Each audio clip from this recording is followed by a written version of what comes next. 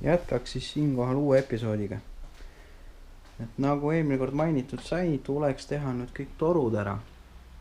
Et selle tarves siis Soniga Radicale tegin just siin siukse vahetüki, et ta tuleks natuke kõrgemale ja ettepoole. Kuuleri sain ka siia vasta paika. Ja siis otsisin välja kõik oma torud ja asjad.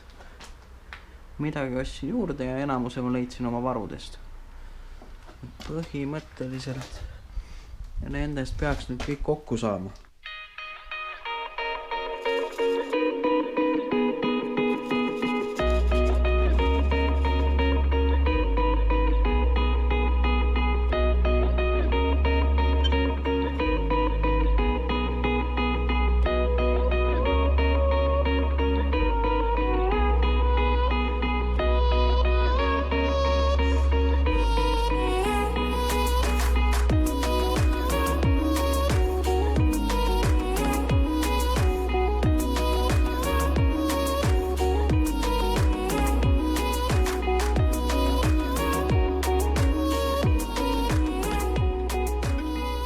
Nii, vahepeal on siis nii kaugele jõudnud, et olen siukse põlve siin kokku teinud.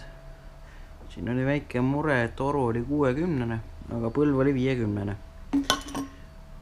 Aga ma lõikasin torule nagu sälgud sisse, ümber niimoodi ringi.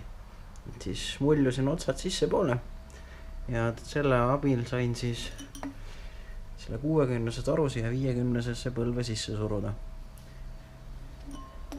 Iseenesest need on tegelikkuses summuti torud, millest me teeme. Et õiged asjad on niisugused alumiiniumtorud, kus on niisugused kraed ilusad, et need voolikud otsast ära ei hakkaks käima, kui rõhk sisse tuleb.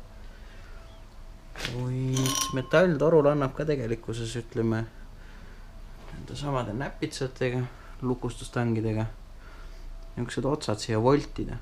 Et siin on vist pildi pealt käris näha, et siis on nagu kraed otsas, et kui me nüüd siit selle üle libistame ja klambri sinna taha keerame, siis ta ei hakka vähemalt otsast ära käima.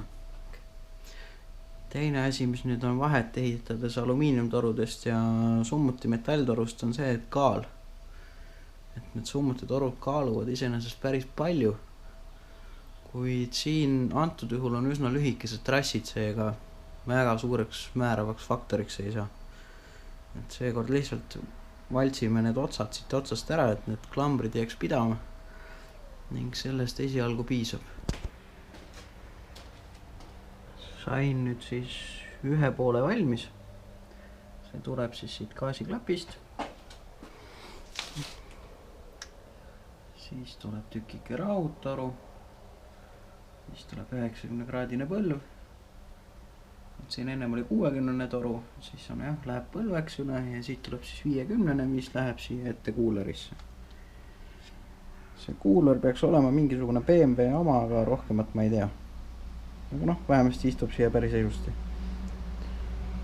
Nüüd oleks siis aeg siinmaal, et oleks siit poolt torud ära ühendada. Siinpool oleks siis vaja jõuda siit väljundist, õigemini tegelikult on see sisend siia turbosse. Ja lisaks on siin vahepeal siis siuke T-kolmik, mis lõpeb bypass klapiga siia turbo ette. Aga ega just midagi, hakkame toimetama.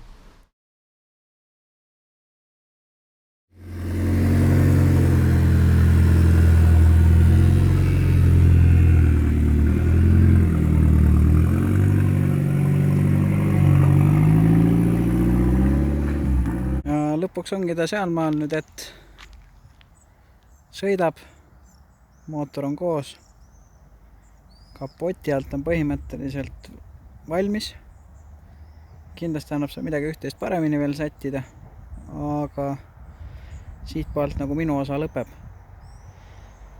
Siis välja näeb ta selline, tehakse ilusamaks. Praegu on siukene natuke rääbis. Vaatame siis siia kapoti alla ka, mis siin tehtud sai.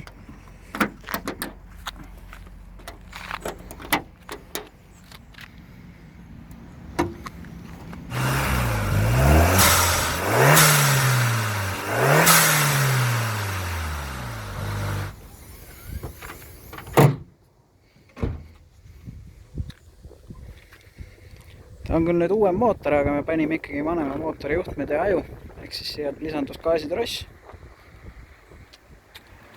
Siis siin on need lõdvikud asjad. Sisselasketorustik läheb siit siia poole. Siin on mootori käpp, mis ise sai tehtud. Tundub, et peab. Paagis sees on hetkel destilleeritud vesi. See on niisuguse iseehitatud süsteemi jaoks kõige odavam variant testimiseks. Pluss see ei pane süsteemi seest roostetama. Tavalist vett ei tohi kindlasti panna. Siin pool on siis turbo. Siia jäi jõufiltri kast originaal. Siia vahele peaks üks väikse spaceri tegema, et see vähe paremini istuks. Praegu on seda see natukene risti. Aga sellise väikse vahe spaceriga saaks ilusamaks. Siit läheb siis leegitoru auto alla. On turbo K04. Jahutama jäid meil siis elektriventikad. Visko ventika võtsime ära, nagu vahepealsetes osades näitasin. Ja kuuleri radiaator mahtus täpselt esistange taha.